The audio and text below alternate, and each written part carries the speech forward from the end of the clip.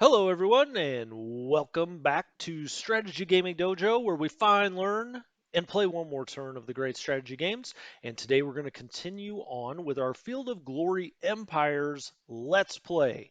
And I'm kind of playing this in tandem with the new Emperor Rome update, just kind of comparing and contrasting the two games.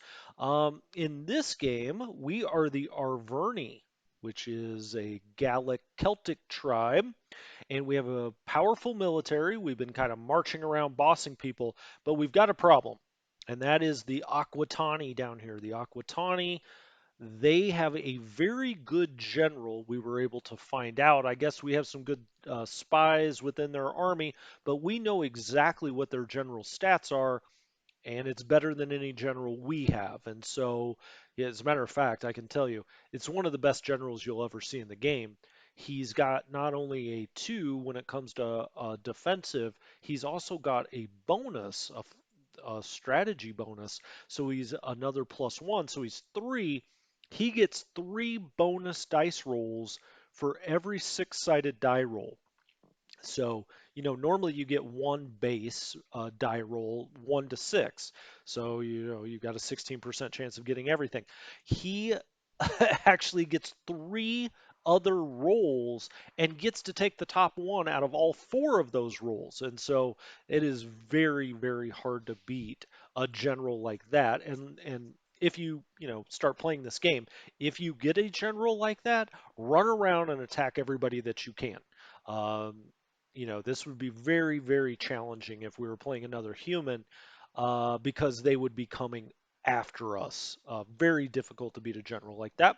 But we do have a 1 and 1. Now, he's got no other bonuses than that, but he would get at least one extra die roll, whether on the offense or the defense. All right, so let's see. We've got our armies marched into Liger and conquered the region from Celtic Independent. A battle has been fought in Liger between Arvernia or Arverni and Celtic Independence. So we took this last time, right? We have 2 pops here.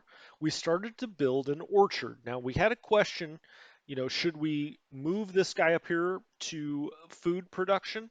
Get on there. There we go. Should we move him up to food production so that we get a pop sooner? Or should we leave him down here, build an orchard? It's kind of more of a long-term play, I feel like, to build the food, because that's going to be there forever. Your pops, you're going to kind of, want to move down the board. And so we're building an orchard. You could make the argument either way. Now, a lot of these territories, other than our home territory here, we have taken, and they're now under pacification. So they're not cranking out what they will eventually. All right. Here's our home area. Now we've been sending slaves back here as we conquer territory. You generally, with decent sized territories, you get like 1 slave generally. Now there is a building in this game called a slave trading building. And when you put that in your capital or another major city, when it comes in, then you can distribute slaves out to other areas. But for the time being, all slaves are coming back to our capital. And because of that, that's going to cause our loyalty to not be as high as it should be in our capital, because obviously these slaves are not happy and they don't, you know, let's not go into that. Okay. Let's not have the moral and philosophical discussion. It's a game. These slaves are not happy. They do not want to be here, obviously, and so they've dragged down the loyalty for your home province, which also hurts the decadence that you have. It starts to build up. All right, so we're building a farm here at home. We're building an orchard here. We are building an orchard here. We're building a flax field here. And we have nothing going on here because these people can barely feed themselves. When they do get another pop in 11 turns, that'll be great. We'll finally, and also when this goes away, raided and under pacification, that goes away next turn. They both do. Okay, excellent. So that will up the food production. That will probably knock that down to like 5 or 6 turns before we get a pop. And then we can start thinking about maybe building a building in this territory or region.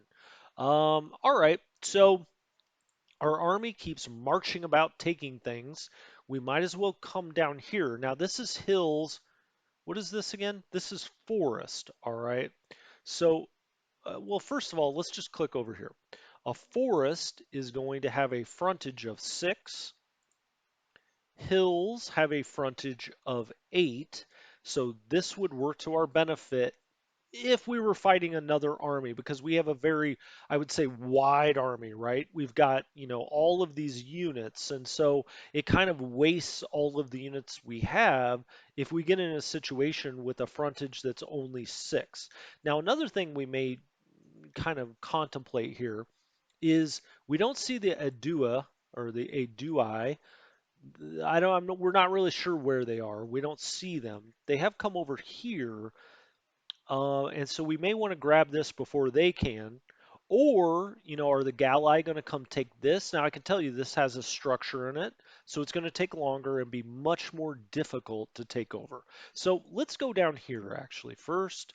I think we've done everything else we can or want to do this turn. The only other things we could be doing is maybe diplomatic. We could send some gifts to Emporia or Massalia. We could be asking for alliances with the Parisii or the Belgae or the Veneti, maybe. But there's nothing I see that's that enticing. I mean, none of these areas, uh, you know, let's just try that. Let's just do that just so you see how it works. So let's go and click here on the Belgae. And let's ask them if they would like an alliance. Well, we don't even have to ask them. We can look down here and see final alliance chance 0%. None. What about the Parisii? Let's go look at them. Any chance? Ah, no, see, there's an 11% chance. Why is that? Well, because the Galli and the Belgi are bigger than the Parisii right now, and so, they want all the help they can get. They're probably going to go to war with one of those two. What about the Veneti? 8%. Okay. Now they would not be a bad alliance to have eventually here because then we kind of have the Galli surrounded. Also, if we go to war and Aquitani starts to kick our butt, we can retreat back there. So it's an idea. We'll think about that further, but nobody really right now, there's just nobody that we see out here that makes sense to be an alliance or would agree even if it did make sense. All right, let's process the turn, see what happens.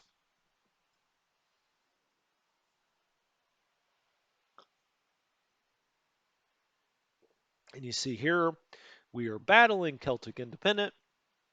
Let's just go view the report. Again, if you wanted to play this in Field of Glory 2, you could do it right here, or you can come and view the battle. This is how battles are handled in game. If you do not want to export the battle, I kind of like it, to be honest with you. Um, I like it better than exporting it to Field of Glory 2, I'll tell you that. All right, so we can see our guys roll across here. We are getting this one extra bonus die roll because our guy's a 1 on the attack. I say our guy, it's our general. He's our guy. He's our buddy down the street. See, we flanked them because they did not have enough to cover the front. And then we get to pursue them. If we've killed more enemy in the front line than they've killed of us, we pursue them and we get to do extra damage to them. All right, so we took over this area. Now that hurt our army strength again. Oh, hey, now the this shows you those lines that just went. Well, we'll go there in one sec.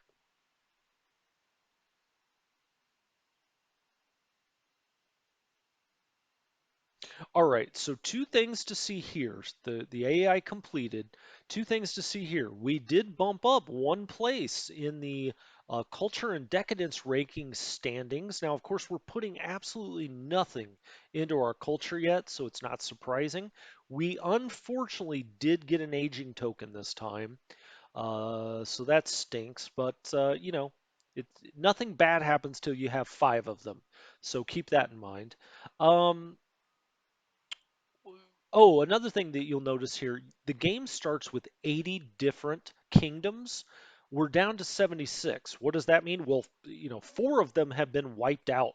They've been taken over by someone else. So as the game goes on, you'll have fewer and fewer kingdoms. Right now, there are 76. Over here, Legacy, yeah, we're continuing. We're getting 2 points every time, staying kind of in the 30s here, kind of middle of the pack for our Legacy. All right, so we'll click off that. Now, what did we learn here? Well, this right here means that the Galli and the Veneti are now fighting. And the Galli have taken this area, and you can even see it if you go over the region. It says population 2, and then you see Veneti. I keep going back and forth. It looks like Venetian to me, but Veneti, Veneti, I don't know. But it says Veneti, and then in parens there you see Galli, and that means the Galli have occupied this region. So you can go in here. If there's no structure, you don't have to do a siege. It's literally you came in here, you occupy it until the Veneti army comes down here and reoccupies it or unoccupies it from you. Okay? But we'll be getting into that as we start to fight other people. Now, as you see here, the Aedui are not happy. We're right on their border with a big army, so they're showing their teeth to us here across the border. Okay, whatever. Of course, now this region got raided. A powerful raid occurred in Liger. Uh, Galli engaged and crushed all defenders. So the Galli here came over here and they raided. So this is going to hurt our production for how many turns? Well, we'll find out. 5 turns. That's a killer. It's still under pacification. What can you do? I mean, it's not a formal declaration of war, so we're not really fighting them, but they are raiding into our territory. Now, we could do it back to them. It's just not something we've done yet. Um, what happened here? Rhodanus has been added to our nation. We took it from the grip of the Celtic Independent. A battle has been fought in Rhodanus between Arverni and Celtic Independent. Okay, so we took this area. Let's see what we've got here. We've actually got 3 pops, 2 of them slaves, interestingly enough. So right now, we're even on food. We're not losing any or gaining any. We have +5 infrastructure. So let's see what buildings are available. We have a shepherd house. We've already dealt with that. Now, just because you have it in one region doesn't mean you shouldn't build it in another region. But really, always look for bonuses down here. Um, Now, this is just a health bonus. When I say bonuses, the different things that you produce will play off of each other, and you'll see up here when you're getting bonuses. Health bonus is always good to get, but you don't want to spend 15 turns doing it. That's for sure. Archery, wheelmaker, blacksmith. Now, this is what I was talking about. So when we're over the blacksmith, estimated changes, we could build a blacksmith and get infrastructure of 8. Why is that? It includes a bonus of 5 from iron and 5 from copper. Okay, now you may say that adds up to 10. Why is it 8? Well, the upkeep of this is 2. All right, so it's a net. It's a net of 8. It takes 2 infrastructure every turn to upkeep this building. We would also get 3 money and 3 metal. Well, that's pretty dang good. The problem is we just don't have any food here. We got to build up our population first. And so really you're always going to be going to food. So even though we already have a shepherd house next door, we don't really need wool. We need to get the food production going so we get more and more pops and we can start really building those other things. I mean, question whether we even should have this guy down in culture right now. It's not going to really help. So let's knock that. Actually, let's do this. Let's move the slave up there.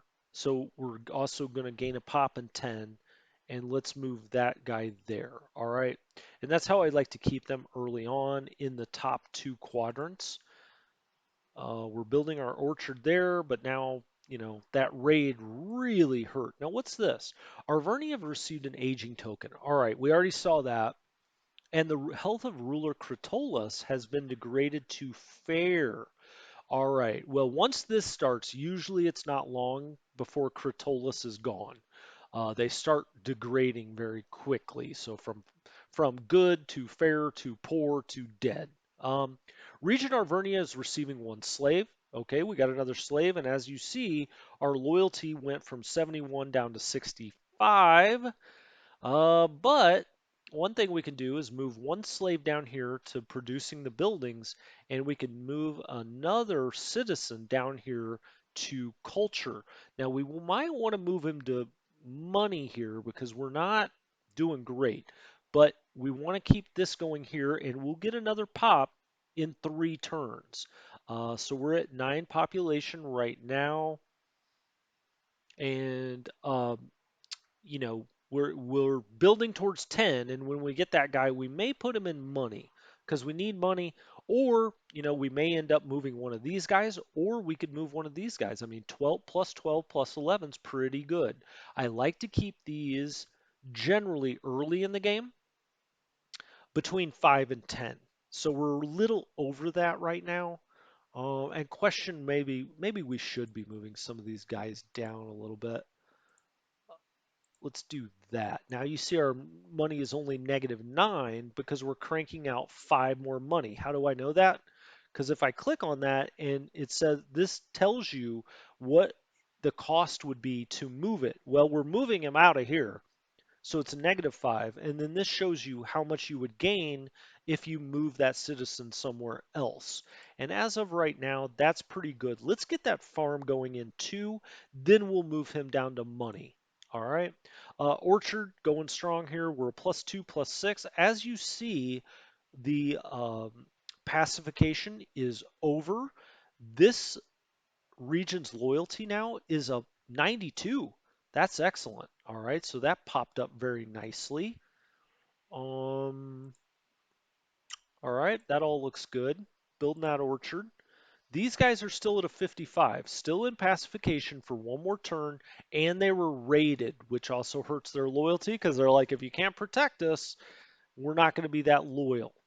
Um, Flaxseed. Yeah, we need that flax to build. We need to get more food. We also need the flax to save more money.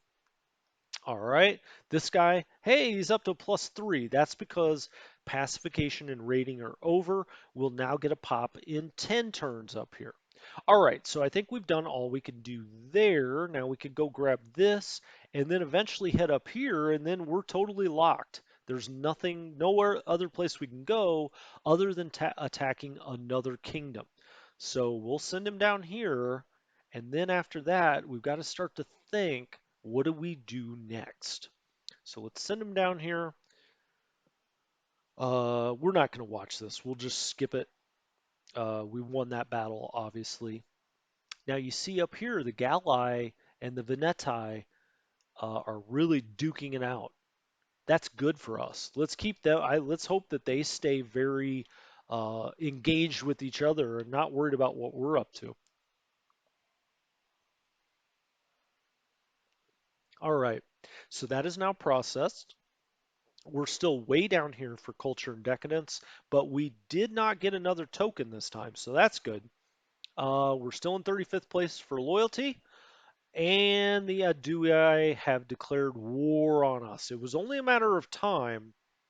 Now, where we get into trouble here is if Aquatani then jumps in and declares war on us as well, or the Adui have a powerful alliance with someone. But we shall see. Let's click on that. It will tell us what all of their treaties are. Um, okay, they don't have any allies. Um, every month we hear from our scouts you lost yet another region, Cratolis. That's our ruler. So pathetic. Well, that's not actually true, but that's okay. So this is the Adui. They're up here. They're kind of a hill people here.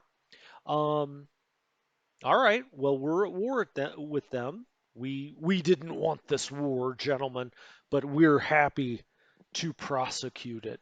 Let's see. Let's read our messages here. Helvia Arvernia saw an invasion by the Aedui. The local forces crushed the invaders. Okay, excellent. So this was a raid, and we beat back the raid. Sometimes you do, sometimes you don't. You don't really have control over it till you can build walls. Um, our armies marched in Helvia and conquered the region. Okay, yes, we did. And a battle has been fought. All right, correct. All of that was correct. We did fight a battle there. Okay, what's going on down here in Helvia? We now control this. All right, we have it under pacification for 4 turns. It's got a little stockpile of food, 12, but we're neutral on a turn-by-turn basis. It's also +4 for infrastructure, so we can build something. As of right now, we've got clear water. Well, let's see what kind of food we can get. Well, there is no food up here. We've got salt mine, herbalist, quarry, which produces stone, and you see this has a health penalty because a quarry is very dirty, evidently. A training ground, a market, and a fortune teller. I can tell you that is not good. None of the none of those are particularly good. Now, if we click on this guy, what happens? -5. All right. Now, see if we did this. So let's say we move this guy up here and infrastructure becomes -1, it's going to eat at this for 1, right? It's going to take away our stockpile. And so just keep that in mind. If you go negative, it starts to eat into this, which is the stockpile. Would get a pop in 9 turns. Let's go down here. No growth at all. Okay, so let's go have him. Well, I hate to have anything negative ever, but let's go ahead and have him produce food there until we're going to reshuffle these. Let's shuffle the deck. So it will be shuffling. And next turn, we'll get to see some new choices. Now, what happened here? Several signs tell us that the next few months will be particularly harsh. Right. Because we're going into turn 9. Turn 9 is like the winter month. So what was it? It was turn 5 last time. Turn 9, turn 13. Every fourth turn is like a winter turn, okay? And you don't have as much food production, etc. We've almost built our farm here. Now, what would happen if we go ahead and move this guy down here? Is that going to, yeah, it clicked up to 2. Always go and check that though, because there was the possibility it would stay at 1, and as you see, if we move this guy back up here, now it's back at 1. So we'll get that farm in here. Then we can start moving slaves down to building and move these guys down to money and culture. Okay, that's good. Orchard's almost built. Flax fields within 4. Again, we're just feeding ourselves there. Oh, we're at -1 food. We really can't have that. So let's move him up, +1. Otherwise, you may have a pop die off if you're at negative food. So unfortunately, we can't build this orchard, and it's going to take 8 turns to get another pop. So it is what it is. Until these things go away, there's not a whole lot you can do. Now the Adue, we have to go deal with them, and we have to hope and pray the Aquitani do not declare war on us because we do not have enough money to really deal with that. So we're going to go marching right in here. We have a more powerful army than they do. Now this is hills, so it's going to have a frontage of 8. Since we have a more powerful army, they're going to want to get into an area. What is this? Invoking a dubious casus belli, a Dewey has declared war on the Arverni. Indeed, they have. They get a black moon. All right. So let's get down in here and take a peek as this turn resolves.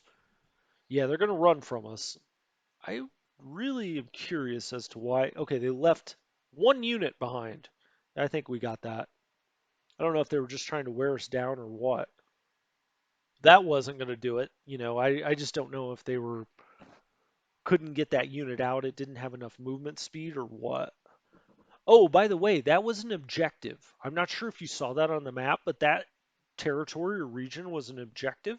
So we erased one of our aging tokens. So that was great, especially now that we're in last place for culture and decadence again, because another civilization got wiped out. Oh, and also we took an objective. We've now taken three objectives, which means we get three legacy points every turn because we hold three. That's how legacy works. I was going to explain that to you, but I wanted to wait until it changed. So that's what this is. From controlled objectives, you see up there, three. And so we're getting three every turn now. We're up to tied for 28th place. Look at us. Yeah. Our ruler's Cratolus military skill is without equal. The objective region of Asara is now part of our Verni. Asara has been added to our nation. A battle has been fought there. Yeah. You get it. Now, what's this?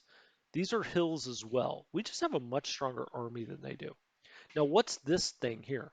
Farm has been completed in our Verni. Excellent. Now look at all the food. We have 19. So we can click on this guy and move him down here. He'll automatically slot to the left. So now it's 14 and 22. So we can move a citizen down here. It's still 16. I mean, if you're over 10, you're doing well. So we're going to move a guy into money and a guy into culture. And this should start to help our culture rating. All right. We can also build another building because we have plenty of infrastructure points building up and we have building slots. We've only filled up 5 of 9. Let's see what we got. We got an orchard, food 10, including a bonus of 5 from figs because figs are next door. We get that bonus. We could build an aqueduct, which gives us it's sanitation. It looks like an aqueduct, right?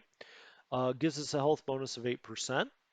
We could build cattle pens, which gives us kind of a mixture. It gives us 3 food and 7 infrastructure, but we're missing some bonuses, um, and it needs cattle. So trading would be required. Now, I can tell you, cattle pens is a special Celtic thing. Only Celtic tribes have these. Mules and cattle were very important to the Celtic world. If you look over, um, cattle pens are buildings that provide both food and infrastructure and are thus a staple of a thriving Celtic or German nation. Providing extra grain and nuts to the herd will make it stronger. So that's why there are bonuses. You see that missing bonus: 2 food, 3 infrastructure from nuts and seeds and grain. So we'll have to be, hoping to get those. Cattle pens is awesome as a Celtic tribe to keep building these. But I have to say, where we are right now with none of the bonuses, it doesn't help a whole lot. And this is in our capital. So we really want to be focusing on military here. Now, this gives us a +5 equipment. Um,